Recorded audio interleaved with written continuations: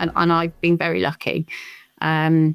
Travelled to lots of places, made some fantastic friends, and for me, it's been life-changing, I suppose. It's it has been a sport, for my life. I've dipped in and dipped out depending on what I've been doing, kind of career-wise or having children, but I keep coming back as I've just done now. I'm back in the club and playing again. So it draws you in.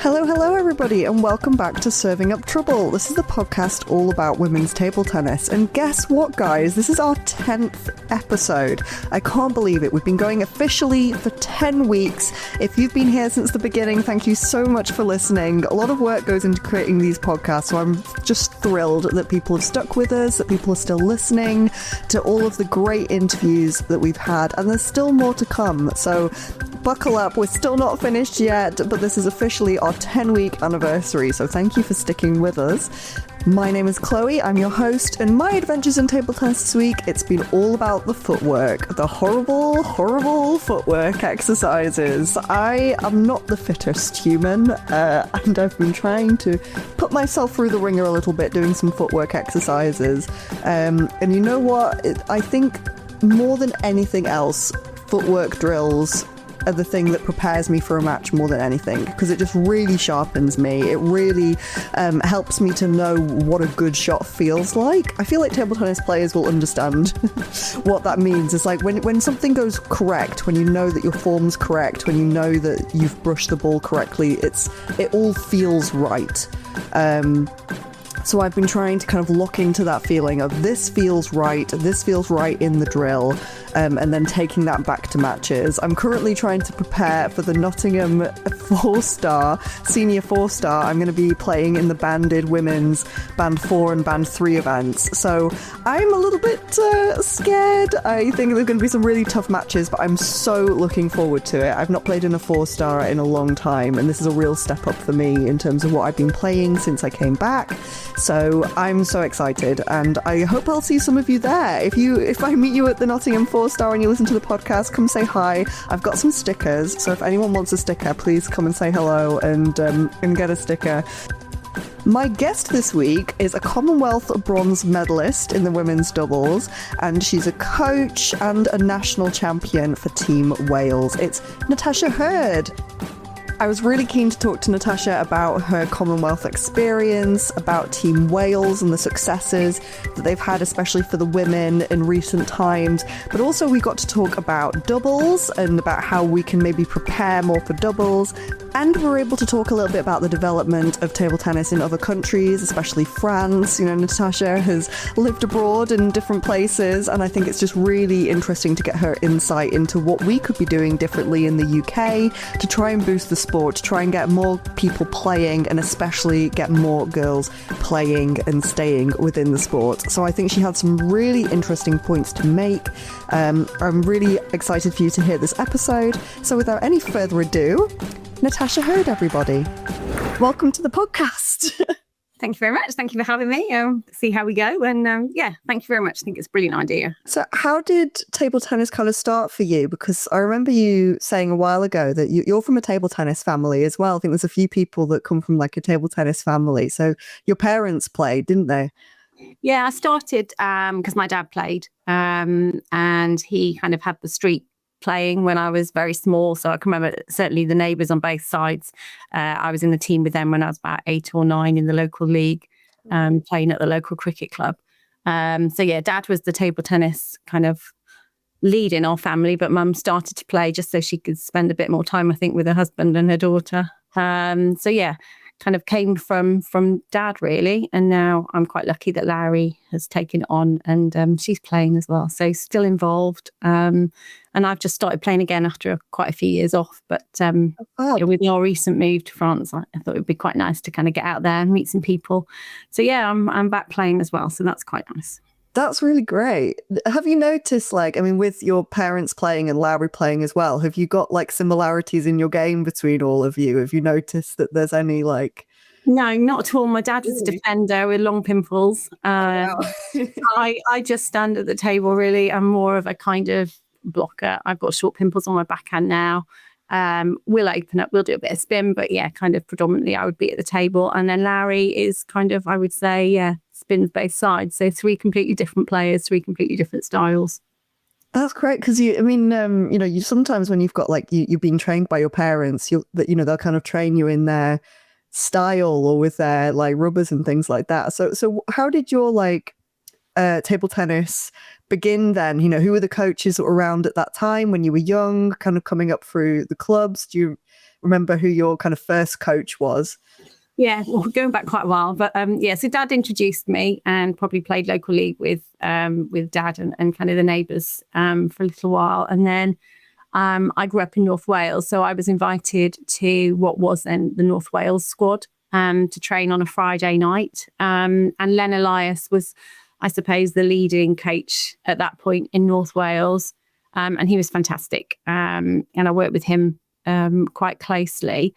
And then Justin Evans became involved as well in North Wales. So that predominantly in North Wales, they were the 2 coaches for me. And then when I got into the Welsh squad, so I was playing cadets for Wales. So cadets then was under 14. So kind of 10, 11, I first really got introduced then to Alan Griffiths. And Alan saw me really all the way through my junior years. He was the Welsh national coach. And yeah, he was predominantly with me at international events, junior and senior as well. So I think those 3 from a Welsh perspective. But I did a lot of training camps kind of around the UK as I got a little bit better. So Roden Fulham, he was up in Wakefield at the time. And then I was lucky I did some English camps, but kind of predominantly it would have been Len, Justin and Alan really that helped me. And when you're, that age, was table tennis like, something that you were really excited to do? Was it something that you maybe needed a bit of encouragement to get into? Or were you quite a sporty kid? Like what was the kind of your feeling around it? I wouldn't say I was particularly sporty when I was younger. Kind of secondary school, I got a little bit more involved in hockey and netball. But I think because we did it kind of as the neighbours, it was, they were the kids that I hung out with from at the age of 5 or 6. And I had, on one side of me, there were 3 children and then the other side, 2. And we had a nice little team. So we'd hang around on the street and, in the gardens, but then we'd just go and practice together up the road at the cricket club. So they were my mates. And then I think when I started to kind of get a bit better and started to play in the North Wales squad and then the Welsh squad, that's where my friends came from. I was just 100% table tennis. So I played it. My friends were there. I was really lucky. Marion and Ron Davis, who heavily involved Welsh table tennis, and obviously their 4 daughters played for Wales. They lived in Wrexham, and I spent many a weekend with them, kind of practicing with them. But they would take me as well to tournaments and competitions, and kind of adopted me as a 5th daughter. Oh. And again, for them, they had neighbours playing in the street. So we had it was my friends. That was my friendship group. And I'm still friends with a lot of, those players that I played with then. So they're lifelong friends. So yeah, it was great. There was no I don't want to go because I was going with my mates. Yeah, I think that makes a big difference really when you're kind of starting out, when you've got like friends and the community around you. It really helps to kind of motivate you to go, and then the sport kind of gets you as well, I think, at the same time usually. Yeah, you just get drawn in, and then I was really lucky. I've managed to travel to some fantastic places which I never would have done if I hadn't have played. And kind of you go away and you go to train somewhere, or you go and play a competition, and you think, God, this is amazing, I want to go again. So then you carry on training and you train harder because you want to go to the next competition. And I can remember not being selected for one event in Germany. I think it was a European Championships. And I was like, I really want to go. And, that was motivated to, try harder. And, it just draws you in. And then kind of every little bit you get is just another carrot for you to kind of, improve and keep going. And certainly it was for me. And I've been very lucky. Travelled to lots of places, made some fantastic friends. And for me, it's been, life-changing, I suppose. It has been a sport, for my life. I've dipped in and dipped out depending on what I've been doing kind of career-wise or having children, but I keep coming back as I've just done now. I'm back in the club and playing again. So yeah, it draws you in. when it started getting a little bit more serious and you're going to like these tournaments, what was the goal? Was kind of playing internationally always the aim, or was that something that after you'd done the first one, like you said, that you just kept wanting to try and get up the next notch? I think kind of my dad was a huge driving force, and I suppose I did want to make him proud as well. Initially, I suppose that was, I wanted to, he was doing a lot for me. I wanted to make him proud.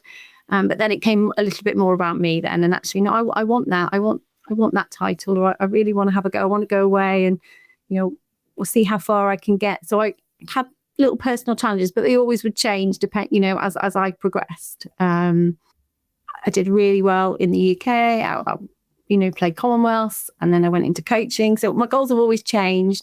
And I'm quite a determined person in everything I do. I like to set a goal. I do like to achieve it. So I will keep going and really try and get what I've set out to do. You like a challenge? I do like a challenge. I grew up, again, when I started playing and when I was kind of 12, 13, 14, there was a great bunch of girls in table tennis England as well. Nicola Deaton, Sally Marlin. And then kind of ladies, you had Andrea Holt, Alison Gordon, now Bro, fantastic players, fantastic people. And they helped me a lot as well. Never quite kind of managed to beat kind of Alison and Andrea. Yeah. But that was always, always the goal. And I kept trying and, got close a few times, but yeah, couldn't quite get there. Just personal goals, but they change as you improve and you've had that taste of something, I'd wanted a bit more. So the next goal would be set. You tell us a little bit about how, training camps and things work in Wales, because Wales, especially with Anna Hersey recently, you've had some absolutely incredible players coming out of Wales, Charlotte Carey as well. And, how is that kind of team dynamic, especially because you've coached with the Wales squad as well? What is it? What's the magic that keeps producing these great, Welsh players that we've seen, especially on like the female circuit, do you think? Yeah, I think we're a little bit different to England because we are a lot smaller, and we are going through a transition period again, which happens everywhere. But I think certainly kind of looking at Anna and Charlotte, and I worked with them, at Birmingham in the recent Commonwealths. I think a lot has to be given to the coaches and the way they really get to know their players, not just on the table, but they get to know them as a person and what makes them, give the best. And I think certainly building up to Birmingham, there was fantastic team spirit. There was a lot of training going on in the hall, but there were a lot of things done outside to build that team spirit. And going through, watching the players in Birmingham, it was fantastic to see how they supported each other. So I think it's down to having, a coach that's willing to put that time in to get to know the player off the table as well as on the table. Obviously, looking at Anna, absolutely amazing, recent, double European champion, absolutely phenomenal. Her work ethic is off the scale. She is on that table every day, putting those hours in, as is Charlotte as well. So, you can't take away their hard work. But I think, the coaches, it's that just going above and beyond to get to know them and to find out what's going to get those crucial last couple of points to get them over the line, to get that win. Teamwork, yeah. Also teamwork. Yeah, always comes back to that. And going back to your Commonwealth experiences then, because you actually played in the first time that table tennis was part of the Commonwealth Games in 2002. That was your your debut year. So you've been there from the very beginning of table tennis at the Commonwealth Games. Yeah, so I played in 5. And after I got my medal with Beth Ann in the ladies doubles, when table tennis was a kind of standalone Commonwealth championships, I joined the police. With shift work, I just didn't have the time to play. I played within the police championships because there's police national championships and European championships. So I played there, but I didn't play competitive really outside of that. And then it was announced that where table tennis would be included in the games. And again, I set myself a goal. I wanted to be in that village. I wanted to have that experience because we'd never had it as table tennis players. So I went part-time in the police. I was currently doing a master's as well. So that went on hold. to just get myself back in the team. And I knew I was going there not with a hope of a medal, because I had been out and I'd had 6 months really to kind of build myself up and get myself back in the team. But fantastic experience. I loved every minute of it. And yeah, I would do it all over again. And it's a shame that, this time table tennis isn't going to be part of the games, because it is fantastic. Birmingham was amazing. England did such an amazing job hosting. And it was like a home games, I think, for Wales as well as England. So let's hope that we can get table tennis back in the games again in the future, because it's a fantastic event. And I know there are different opinions on that, but from a player's point of view, it's a fantastic event. That's quite extraordinary that you had to you kind of decided this is what I'm going to go for. What did your life look like at that time then? What were you doing to try and build up to that event? So at the time I was living in Cheltenham, so I was with Gloucestershire Constabulary, and so I wasn't too far away from South Wales. And so kind of to sit down, make that decision, right, I can afford to go part-time for a short period. I couldn't do it permanently. Yeah. And I could get over to Cardiff and I could train. So I was really lucky. Gloucestershire Constabulary were fantastic with me and their flexibility. And yeah, again, getting over there, training, working with the squad. Naomi, who I think now is out in Sweden.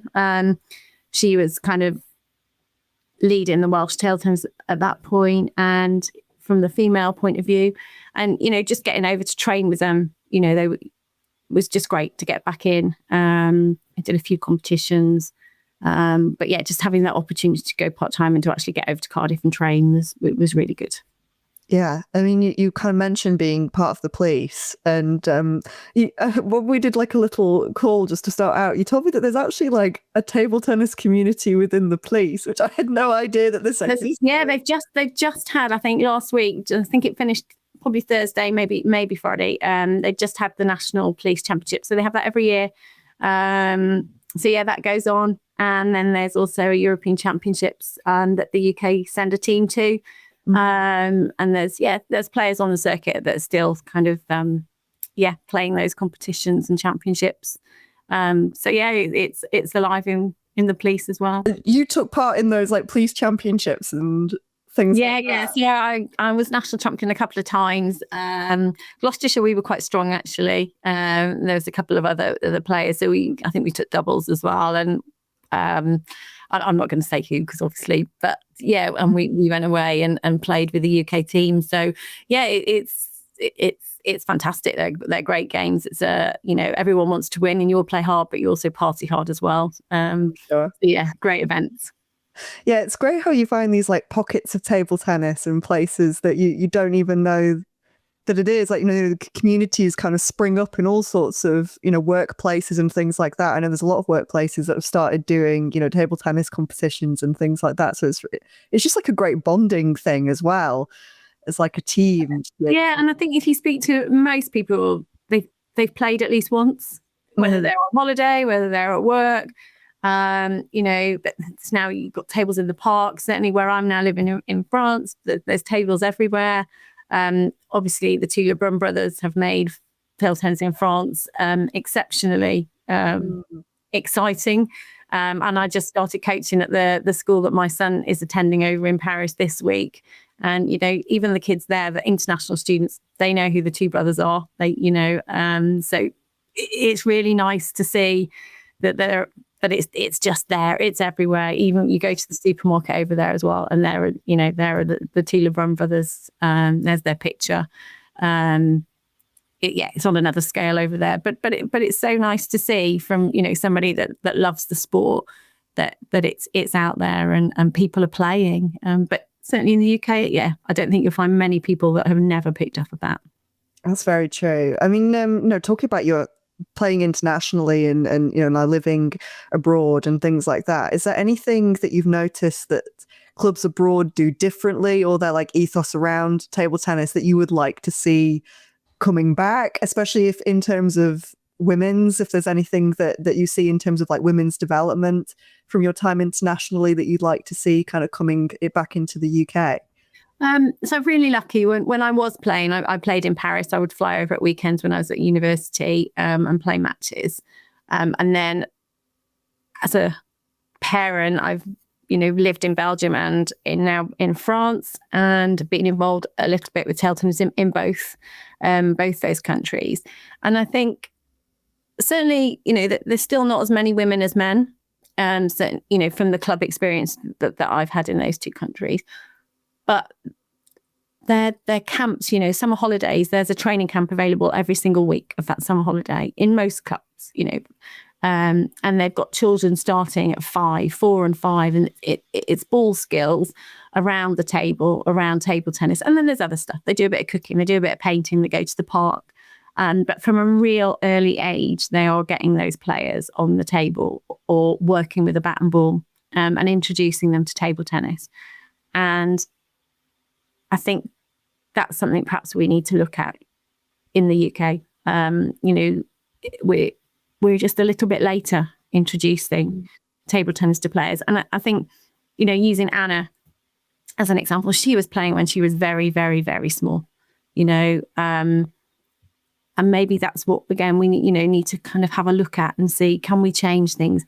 And I know it's hard because, I'm a teacher now, and I know that there's ratios and the safeguarding and there's so many things that you need to consider. But if we want our sport to thrive, I think we need to kind of sit down and have a good hard look at how we can change things and look at other countries and see what we can take from what they're doing, because it's a brilliant sport. And I think if we can just get it out there, I think we can, have more players. And I know TTE, TTW, social media, we are doing all that. They are doing what they can, but we've got to kind of think outside the box, I think. And I think that's what certainly Belgium, because I've only been in France a short time, but certainly in Belgium, they are thinking outside the box. They are, okay, kids are on holiday for 6-8 weeks in the summer. Let's get them involved, even if it's only an hour of table tennis a day. But they're in the table tennis hall, and then in that other hall, they can see when they have their break all the other players playing, and then I'd like to play like that, and start that nurturing very early on, I think. Yeah, I think it would be great to do some women's camps like that as well, just for like young cadet girls. I know they've just started to do a bit of a call out to try and get a cadet league, a girls cadet league, which I think is a really good first step. But it would be great to kind of start having some of those girls training together and getting them over the summer and getting them over the half term and, getting them used to each other as well, like trying to form some of those friendships. Because I think at the moment, a lot of our girls are scattered, in different clubs and things like that. They're not quite building those communities in the same way. So I think I really like that idea of having, more summer camps and things like that, and maybe having some girl specific ones. I really like the idea of maybe doing that as well.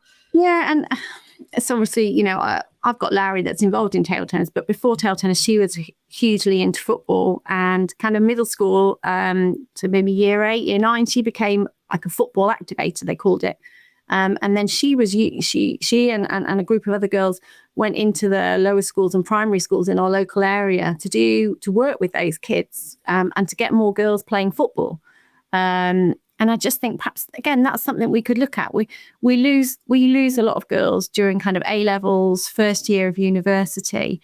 Can we bring them in, not necessarily from a competitive point of view and have competition, but can we bring them in? Can we give them their, fund a level 1 coaching course for them, and then get them going to primary schools, get them going to secondary schools? And that might just keep them involved a bit, because it's a little bit different. Not everybody wants that competitive side of it.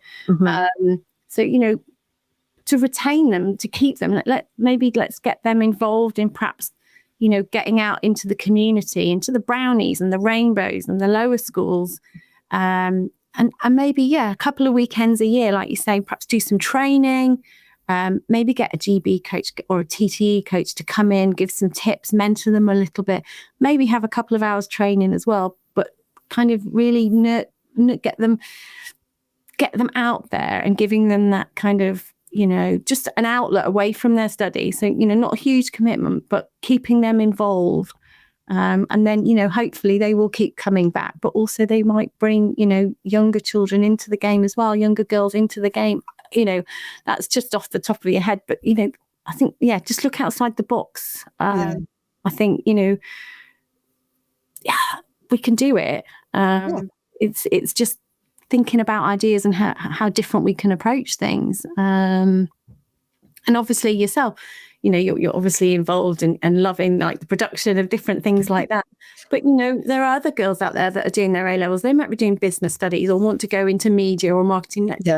Let's find out what ideas they can bring to the table. They're the ones, that we do lose, but can we bring them and get them involved in another way? And okay, they might not play for a year or two, but I bet they'll come back because you just do keep coming back. Yeah. No, that's a really good way of putting it. I think that, there are so many skilled people out there that have a love for the sport that might, need to take a break, but we can still, keep them within the sport and within the community. And maybe we're not really utilizing, maybe this kind of mindset that, if they're gone, they're gone kind of thing. It's not helpful to us. And I think it's nice having, the door's always open. You can always take part. You can always come back and help us in a different way. I think that's a really nice mindset. And I think it's not called Women's British League now. I'm not sure. Is it Women's National British Club League? But I tongue twist. So I've gone the last couple of years because my daughter's played. But I've bumped into players that have stopped playing for a long, long time, but they're coming back. They've had their children are 12, 13. They're now coming back and wanting to play. But and that's fantastic. But we need to keep those. We've got to engage those younger ones. We lose too many at A-levels and at university. And I get their priorities do change, but if we can keep them in some way, maybe they then come back at 20, 21, 22, and they've still got huge amounts to offer the sport, and the sport's got huge amounts to offer them. It's finding that way, and I think perhaps we just need to take a few steps back and think how can we keep them engaged, just because there's some fantastic players that we lose, and we need to keep them. Absolutely. We're going to take a quick break now for our tip of the week. Now, what does our tip contributor and Natasha Hurd have in common? Well, that's Commonwealth Championship medals. This was before table tennis was part of the main Commonwealth Games, and it had its separate Commonwealth Championships. Both of them achieved their Commonwealth medals in Scotland, although I hope our contributor won't mind me saying a few decades apart. So our tip contributor this week is Colin Wilson, who made his Commonwealth debut in 1979 in Edinburgh, where the men's team won a silver medal, and he was also the men's doubles runner-up that year and got to the quarter-final of the mixed with Carol Knight. Thank you so much to Colin for sending in this tip, a really great piece of practical advice. So let's get to it. The voice of table tennis and former England international, Colin Wilson. Hi Chloe, hi everyone. Well, it's a beautiful sunny day, so let's get the table out in the driveway and we'll have some fun. Okay, one little tip for us. Why do people lose the point after playing down the line? Well, a lot of mid-range tournament players, I think of playing down the line as an opportunity and then miss it or rush it. The very, very top players, I think, do it slightly differently. I learnt this from Michael Applegren when he was a junior, and he went on to be European and world champion. So, when we play down the line is shorter than the diagonal. But do you know by how much? Well, a table tennis table, 9 feet by 5 feet. That means the hypotenuse is 10 feet 3 inches. That gives us an extra 37 centimetres to play into. Think of a ruler, 30 centimetres. You've got 37 more centimetres down the diagonal than you have going down the line. No wonder we miss going down the line. If we practice most of the time playing down the diagonal, we're making it hard for ourselves. Why don't we make playing down the line the default, making sure that we recover to cover that wide diagonal return, and think of the line as the normal shot and the diagonal then as the easier opportunity, because you've got 37 centimetres more to play into. So, a couple of things. One is, how high does the ball need to be at the end of the table before you can smash it? Well, that's quite easy.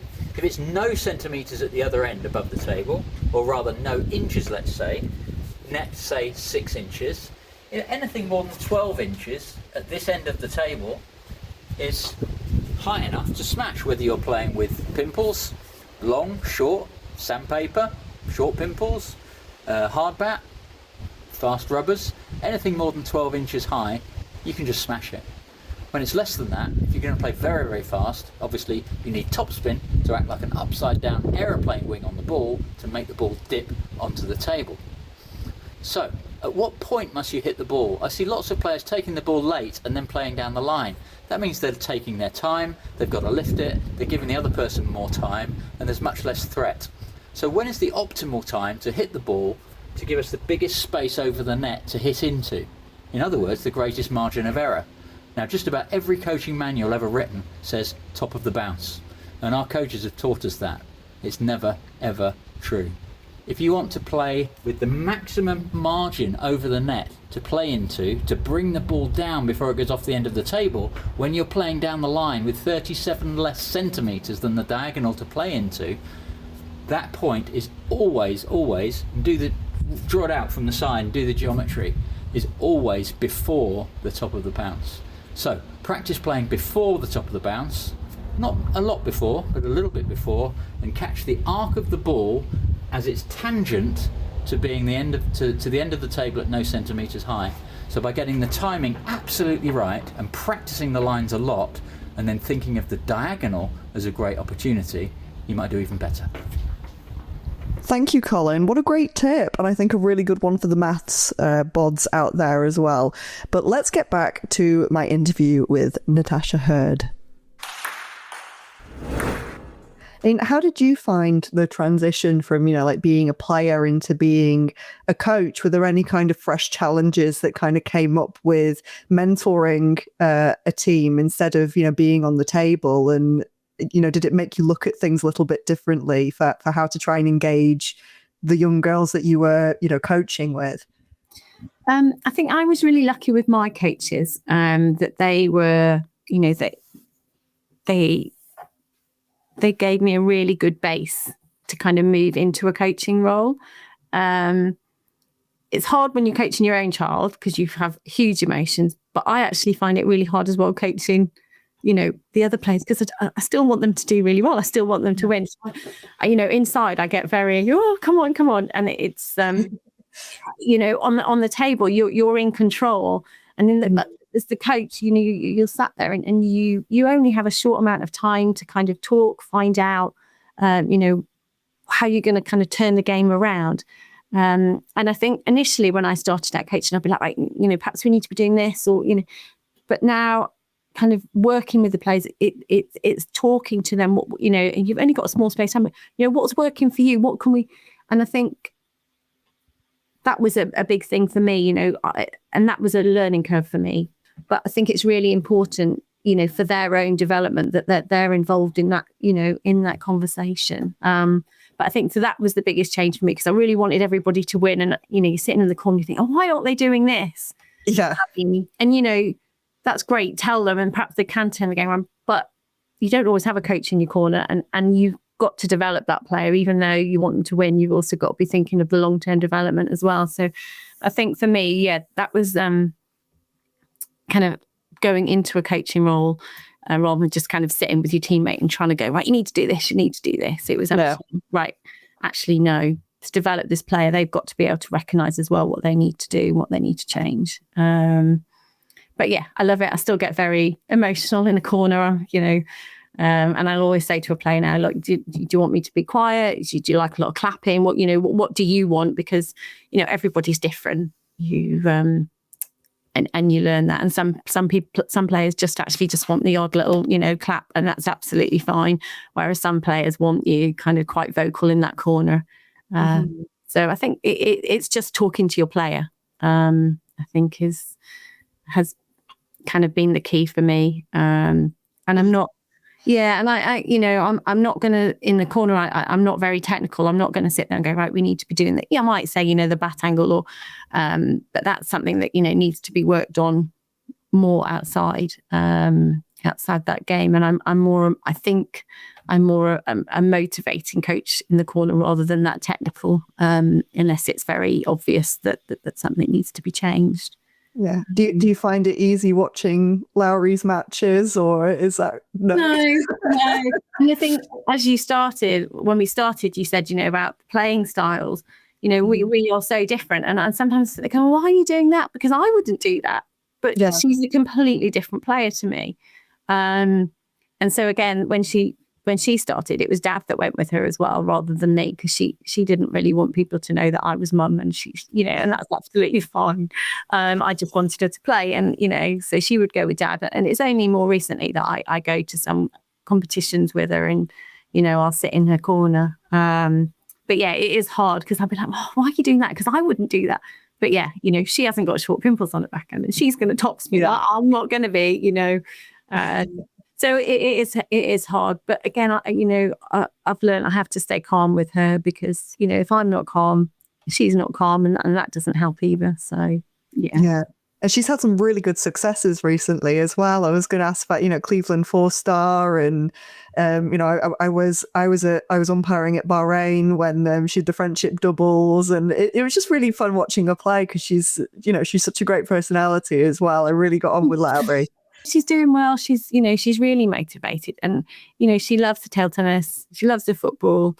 They're her passions in life. And she just, if she's not playing it, I can remember, I think it was it was my son's 18th, and we went out for a meal, and we were sat in a restaurant, and she had to put her phone on because I think it was Abraham was playing.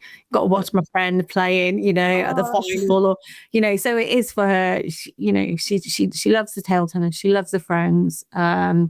Mentally, I think it's brilliant for her. It helps orchids, I think. It's hard when you lose, but again, that's a life skill you have to learn. But yeah, she's loving it. She's doing really well. Cleveland was great, brilliant to get under 21s and ladies on the same day, so that was really nice. And she recently went to Austria, where she's played a couple of times now. She got a silver in doubles, silver in team a couple of years ago with Lara for Wales, and unfortunately they were pipped kind of in the team event, but she went there wanting a medal, and she got a bronze in the under-19 singles. So yeah, she's doing really well. I'm really pleased, and she's enjoying it. So from a parent, that's what you want. Yeah, I mean, you just mentioned doubles there, and that's where you got your bronze. If you do enjoy doubles, is that something that you've always quite liked? Yeah, and I played with a lot of left-handers. So actually, when I got my medal, left-hander. I played for Steve Ward in mixed when we were playing for Wales, and I did a lot of competitions with Laura Collier, as was then. She's Atkinson now, and again another left-hander. So I do think the left-right hand pair works really nicely. But I just enjoy doubles, and I always enjoy doubles. I don't know, perhaps it's just that little bit of less pressure on me because there's two of you. But yeah, I've always loved doubles, and I think now it's becoming. I think it's again kind of coming back into more events, and I think it's nice to see. I think it's again, perhaps again for the female point of view, if it takes that pressure off, there's that little bit less competitiveness. If you're working together, it maybe makes it more enjoyable for some people, and again, it might just keep them going. So I'm really pleased to see more doubles events kind of appearing now, going forward.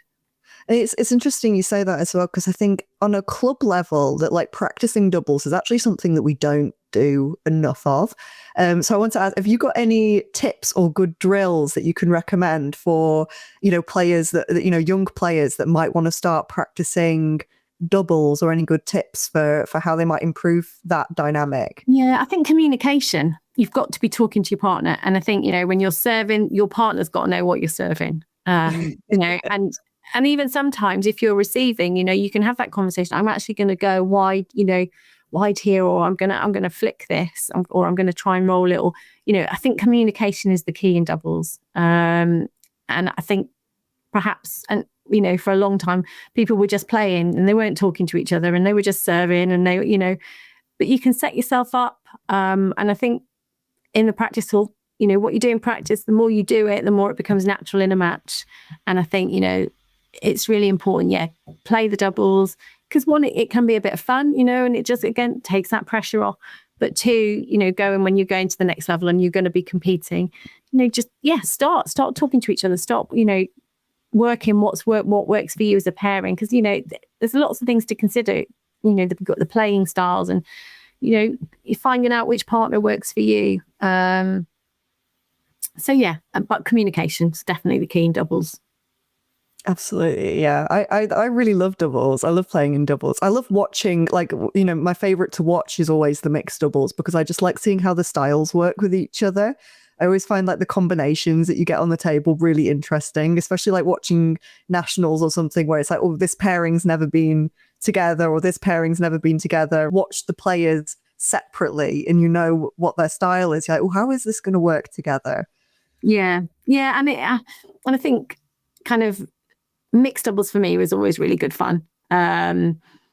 Really enjoyed it. And, left, right-handed does work really nicely. But Larry played with Harry, one of the Welsh boys, and they're both left-handers.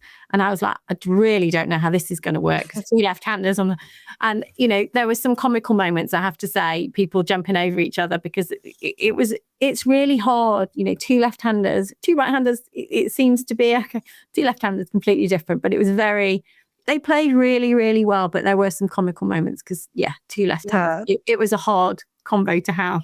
It's like you're less likely to come across that combo. If you're a lefty, you're more likely to be playing with a right-handed player than you are with another left-handed player. So the chances of you both. Yeah, but it was good to watch, and I think we need more doubles. I do. I really like it. And from a female point of view, we don't see doubles events. I think, we've got these great now girls and women's only events, which, have been brilliant. And Sally, is driving forth with it. But, Larry's played a few of them and I think it's great. But maybe we could throw some doubles in or, just again, might just bring a few more players back or, keep those players playing and something to explore, I think. Might not work, but I think we've explored different avenues. Yeah.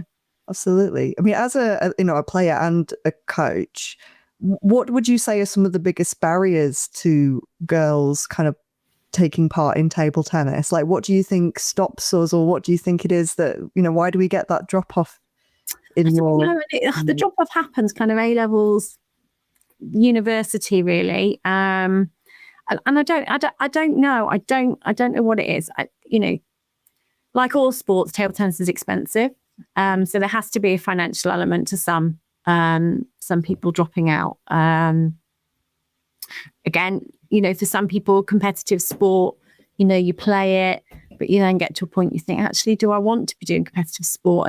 And, obviously there are lots of activities out there, the Zumbas and the boxercise, which is not competitive, so there is another option there. So do we lose players because of that? I don't really know what the barrier is, because obviously, for males, the numbers don't drop off as much. So, is it puberty? I don't know. I don't know what the answer is. I don't know why, certainly that age, we lose so many. It's got to be a mixture of elements, hasn't it? I think, you're right. I think puberty probably does play a part in it, because you're going through so many body changes, and I think that can cause a lot of insecurity around physical activity and taking part in sport, and that kind of feeling of being observed or being watched. Maybe I think that's definitely and social media is out there as well. I'm sure that has a huge impact on some, but pinpointing it down to one thing, I think it would be very difficult. And I don't know. I'm sure there's research out there. Yeah. But I think we're certainly, from a table tennis point of view, and wanting to keep those players, I think we need to talk to those players. And again, I'm not a great fan of questionnaires and stuff like that, because if you're doing nothing at school, you don't want to sit there and do it. I have like I make my dad laugh with my responses to like questionnaires and things like that, because I'm like, every year it's like, oh, it's the same survey, the same answers.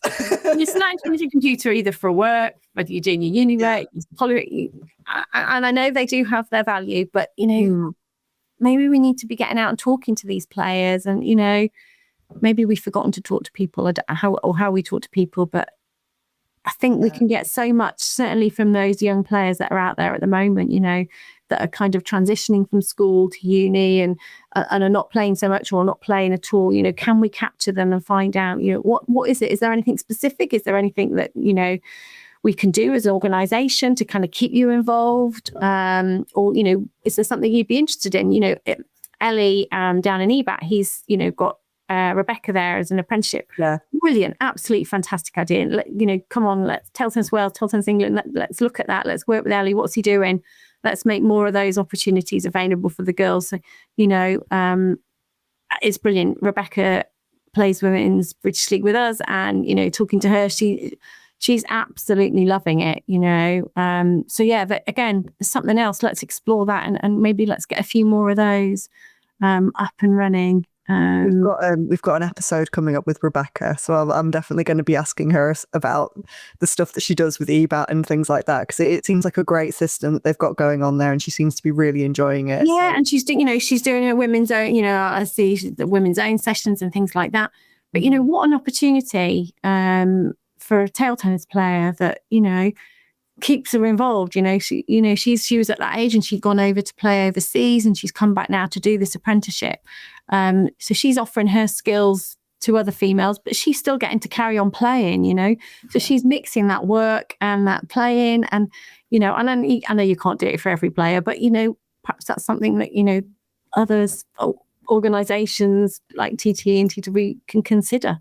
And also, as I said earlier, let's see what they're doing. What studies are they doing? Can they offer something to TTE and just keep that relationship with table tennis going, and then, keep them then on the table?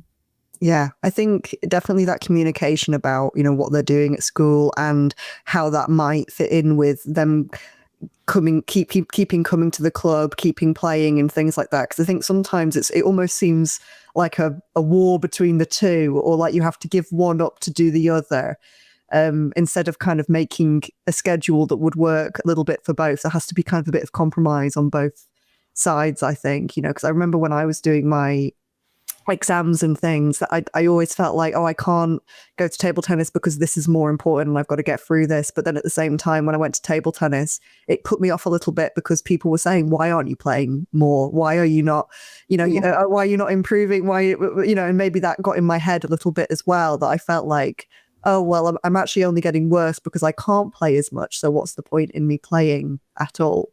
So I think there is definitely like more we can do about that element of it, where clubs need to communicate more with their players and try and find out, like, take an interest in what they're studying, especially on an A-level basis. I don't think people appreciate how much work can go into some of these courses. Yeah, phenomenal. And kind of looking at Larry's at Grantham, and she's really lucky she has that opportunity to go to college, and then literally you go to the next room and you've got your table tennis there. But clubs, let's do our training sessions, but maybe they can come after school and they can do their homework, they can do their revision as a group, might not be doing the same subjects, but you can have that quiet hour and then to have your training session. And it might be you do have to reduce the competitions when you're in an exam period, but the training and getting away from the study is also really good for your mental health. So, mixing, trying to get that balance and mixing it and talking to parents, because sometimes, the parents are, mate, can't play. And once you've been a player and you kind of not stopped going to training and stuff, it can be hard to go back in.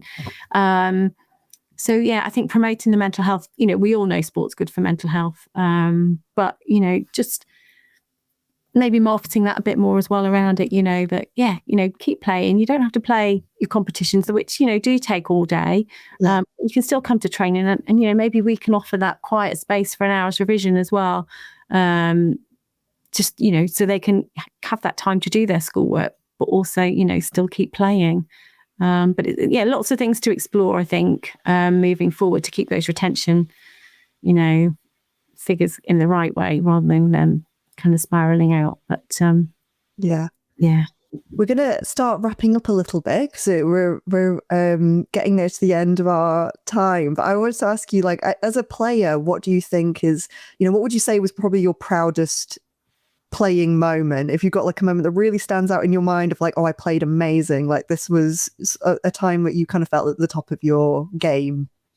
I'm trying to, I think my Commonwealth medal has to be my proudest moment. Unfortunately, when I won my medal, my mum was in hospital. She was very, very poorly. So my dad didn't get up to Scotland to watch. And I kind of got my medal and I was, super, super proud and ringing home. It was very tearful. But we played well. We'd had some good wins. So I think out of everything, that was my proudest, kind of my personal proudest moment. I had some great matches playing in Europe. I lost in a final in Luxembourg, but I'd beaten the German number one in the semi-final, played out on my skin. I've had some great wins. But proudest moment has to be my medal. And then, what kind of advice would you have, first of all, for like younger players that are maybe just starting, they like the game and they want to kind of keep going? What advice would you kind of give to them? And then what advice would you give for maybe older players who, like you, might be coming back to the sport and kind of rediscovering it and, getting that joy again of playing and being part of a community? If you've got advice for them as well. I think when you're starting it out, you've got to enjoy it, make it fun. Don't put pressure on yourself. It's really hard, but you've got to make it fun and make those friendships. And then you'll enjoy going to training. And the more you train, the better you get. Make it fun to start with. And I think that's something that the coaches, it's a bit different to when I started many, many years ago, but they're doing the games, the cones are out, the targets. It's fantastic to see, and we're approaching it differently. When I started playing, it's like, here's your back, come on, we've got to go.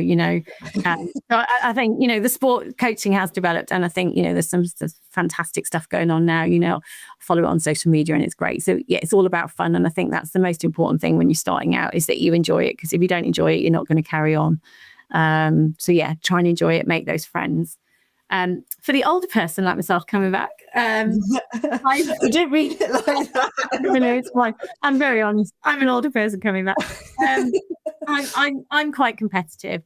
Personally, I am competitive. So I just have to remind myself that I'm actually doing it, for my health, for my mental health, and that I'm here to actually enjoy it. And my body perhaps doesn't do what I'd like it to do anymore. So, some days you've just got to accept that, and just go along and enjoy it, smile. And I'm having great fun playing. But it's when they set these exercises, these footwork exercises, and I just think, I'm not going to get through 7.5 here and that. I'm going to be on the floor. But it's really nice. I'm loving every minute of it. So, you never know. I might play again in a competition over here. I think I'll play league over in France.